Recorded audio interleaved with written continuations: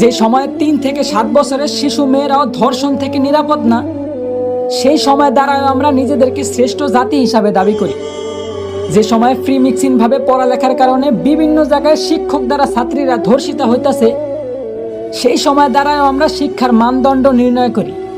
একদিকে দেশের মান্যগণ্য লোকেরা দেশের গরিবদের দিকে না তাকিয়ে বিলাসিতায় দিন কাটাইতেছে, ঠিক সেই সময় আমরা নির্লজ্জের মতো আবার দেশের রেমিটেন্স যোদ্ধা প্রবাসীদের নিয়ে সমালোচনা করি। হ্যাঁ, এই সময়ও দেশের প্রধানমন্ত্রী একজন মহিলা, কিন্তু তারপরেও দেশের মা বোনদের আমরা ধর্ষণ থেকে বাঁচাতে অসক্ষমতা প্রকাশ করি। বলি মুসলিম দেশে বিধর্মীরা হত্যাকাণ্ড চালায়, তার কোনো বিচার নাই। সংখ্যায় বেশি আর দেশটা মুসলমানদের হওয়া সত্ত্বেও প্রতিবাদ করার মতো কেউ নাই। আসলে আমি মনে করি কি ভাই, আমাদের দেশে ইসলামের পক্ষে সঠিক বিচারই নাই।